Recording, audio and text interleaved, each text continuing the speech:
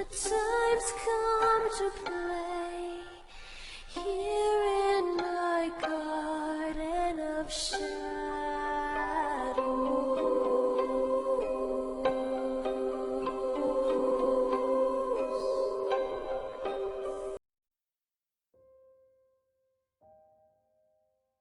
Hello, I'm Runia, aka Media Adaptation.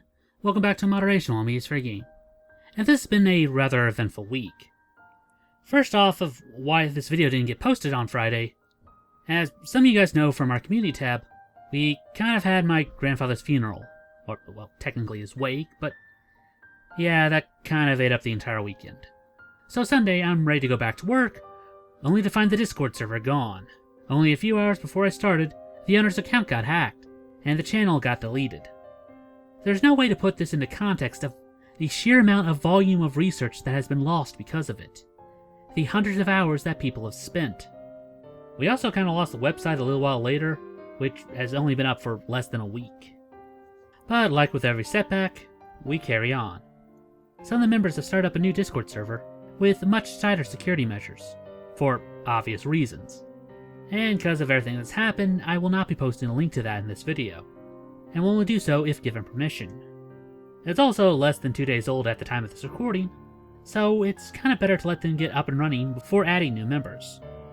But anyway, as to the details of why and how the first channel got hacked, that is still up in the air, with several different accounts of what was going on. I'll refrain from commenting on it until we get the whole picture. So let's try and cover what else has happened within this time period. A person claiming to have seen Saki has a new account of the story, which has been put forth, and it differs from the other accounts. First off, the group of people know who put them there, referring to him as Sensei, indicating probably a teacher. And the ending part is pretty much the same, minus the drowning scene. Instead, our girl uses her own clothes to make a noose to hang herself. Again, these stories should all be taken with a grain of salt. We've also proven over the weeks that this is actually its own subgenre that has popped up in films and manga before. So the differences can be chalked up to remembering a different project within this genre. But by finding it, it could help us find the original Saki. In other news, it seems that the anime batch lead has come to a dead end. The members on the Discord server, who made contact with them, sent a follow-up message to see if they can get clarity on the situation. But due to the results of the current event, no word has been heard back from them as of yet.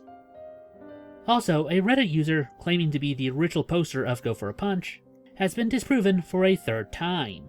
So hopefully we can avoid the weekly comments saying that Saki is fake because he said so, and we can all just move on with our lives.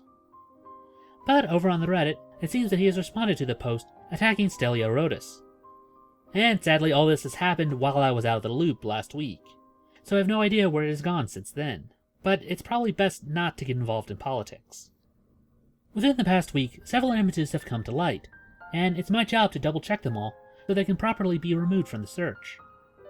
First up today is from Hell Teacher Nube, which we did a video on a few weeks ago. I originally thought it was from Ghost Stories SP, but it turns out to just be a similar character design. We also have this one from the sequel of Higurashi, called Umainko, or something like that. It's seagulls instead of cicadas. And then we have another one that people swear is from When They Cry, but turns out to be a character from Mukyo no Yami, a visual novel. Again, the character is way too old to be from Higurashi, but does bear a striking resemblance to Hanyon. We then have this one, which is just an inverted image, and was disproven by another member, but they can't recall what the name of it was from. We then have this one from a manga done by Jun Hayami, as we covered his work a few years back in that Goro torrent that we went through. Next up we have one from Hideo Takayashiki, another well-known animator. And this one's from a blog entitled Definition of Friendship. His work can be viewed on my anime list, and there's nothing that immediately jumps out as Saki related. We then again have our girl from Evangelion. That one keeps just popping up every now and then. Our next one turned out to be from the anime Ghost Town from 2007. After that we have Record of the Lotus Wars from 1990. And then sadly after that, some of the images just get too generic to get properly searched.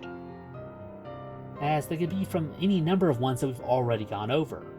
So we're left with a few images that still need to be identified. So if you remember the names of any of these posts, then please comment and I'll put them in our next video. Also last week, Redland Ranger posed the idea of possible anime cells of the project still being around somewhere. And a dozen or so images have come to light, and we'll have to go through them one by one at a later date. But sadly, most of them did get lost because of the Discord crash. Also on the Reddit, this is the channel art for what Saki is described to be. And someone posed this image that shares a lot of similarities. It is from Angel Cop from 1989.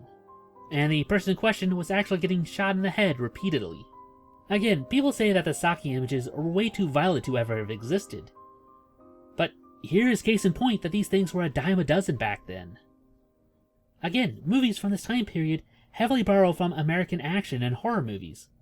And the plot of this one is about a group of cops that were granted powers to be judge, jury, and executioner as they see fit. Something along the same lines of Judge Dredd, which I believe is just coincidental, as the movie didn't come out till a few years later. All seems fine until a group of vigilante psychics show up to kill the terrorists. Cause everyone just wants to ride the coattails of Akira as well. One of our main characters gets badly injured, but don't worry, he'll later come back as RoboCop. And no, that's not a joke. So after that, they have a rather long interrogation sequences with one of the terrorists that they've captured. Everyone has a pain threshold, and I'll admit yours is high, but everyone has their limits. And now we're gonna find yours.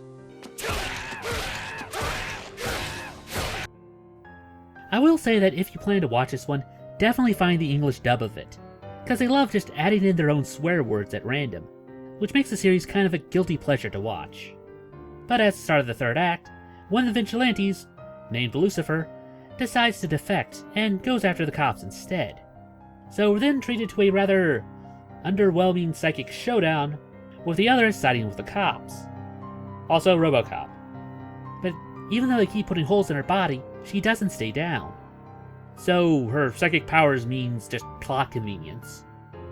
RoboCop finally pins her down, and decides to sacrifice his life to stop her.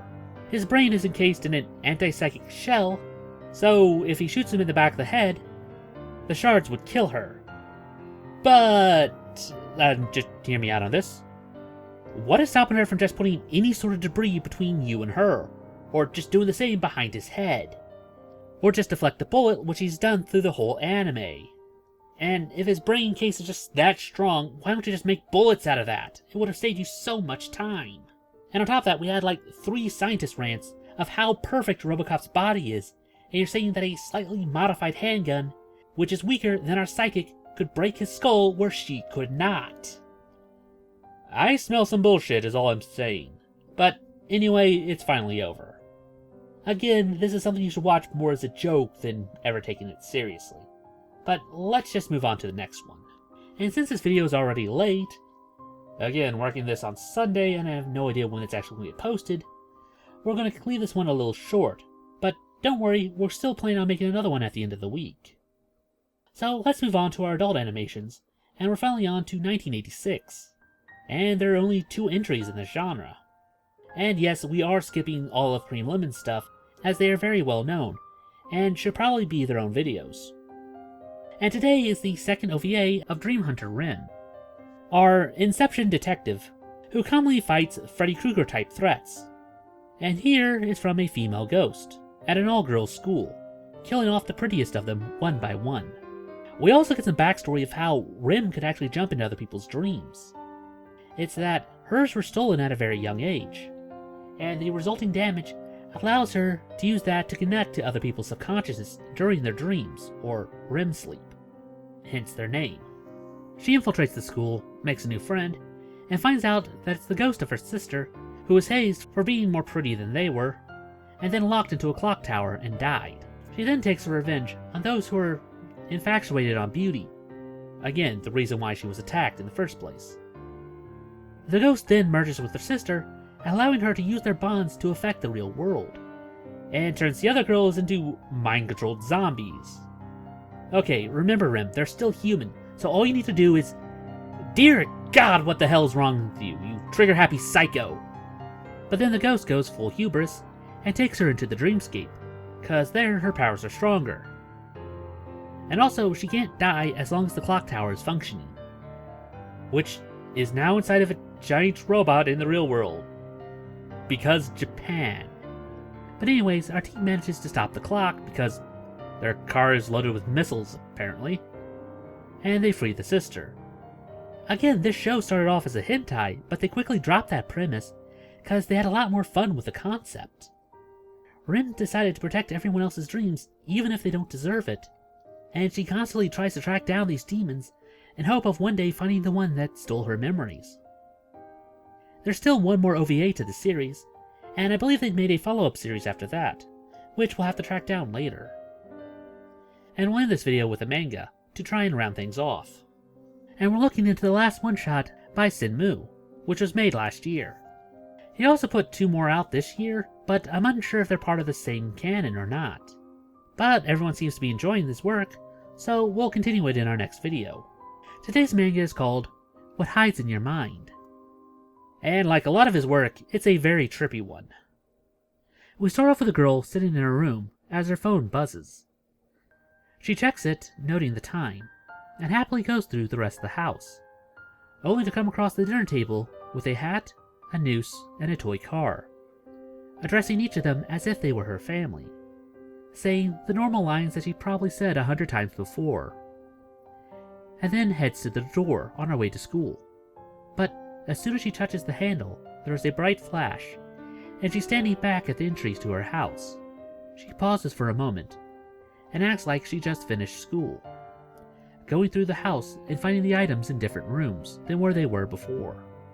She then puts a bunch of thumbtacks into a bowl, and then calls for her dog, which is just a knife on a leash. The names of each of the members that she calls always gets blocked out. She then checks her phone, which is the same as before, and then stares up at the blank sky. She then hears a voice and looks over to see a girl with an oddly shaped mouth, asking her if she wanted to go for a walk, to which she declines. She then asks about tomorrow or the day after, to which she also says no. Not deterred, she bids her farewell and says that she'll see her again in the day after that then. She tosses over a box of newspaper, to which she opens and finds nothing. Then there's a knock at the door, but only to find a piece of paper, the result of her test, coming back as a 0, which she just balls up. She then watches TV next to her sister's hat, but everything only comes up as static. She then comments of how she doesn't get TV shows these days, and then lifts the hat, revealing a small girl and some candy. Strange creatures walk around outside, and the noose is attached above the table, and the toy car is on fire, symbolizing how I believe each of them died. The father hung himself, and the mom died in a car crash. The younger sister could have choked on candy, but given the fact that she was still there, makes me think that she was the only one to survive. She gets a phone call, but doesn't understand the words from the other end. She looks at the calendar, and every day is just April 15th. She then sees a ribbon walking around, and gets some scissors and snips it, which makes it go limp. I have no idea what that's supposed to symbolize. Our girl says that she should get ready for bed, as she has a test tomorrow, and then climbs into the bath, holds her breath, and then goes under, which I believe is how she died, and then finds herself in a black void. She then tucks her knees in and rests her head upon it, and then her phone buzzes as she's about to start the day all over again. Again, I really hope that the other stories are connected, because there's still so much that we don't know about our other girl with the oddly shaped mouth. Like we said last time, she seems to be a Grim Reaper, helping people come to terms with how they died. The methods of which seem to change based on their circumstances, but in a lot of the stories, she generally wants to help. But people are just too caught up in their own misery to even try to change. And again, we're going to be calling this video a bit short today, but we'll still try to make another video at the end of the week, so hopefully you guys enjoy. And that about does it for this video. If you have any other ideas like seeing made into a video, then please post it down in the comments below, and we'll add it to our next viewer request week. It's now time for the part of the show where we ask you to help us appease the YouTube algorithm by dropping a like, share, or comment. It helps out much more than you'd think. And if you haven't subscribed yet, then it's very much appreciated. And if you'd like to support this channel, then please visit our Patreon. Link will be down in the description below. Even if you can't give a lot, every little bit helps. Oh, we also started up a Let's Play channel. So if you want to see us try out some horror games, then feel free to stop on by. Link will be in the card as well as in the description. And I guess I'll see you in the next one. Anyway, I'm Runya. And I'm Ada. Remind you to take life in moderation. Weep not, poor children, for life is this way, murdering beauty and passion. Hush now, dear children, it must be this way, to weary of life and deceptions. Rest now, my children.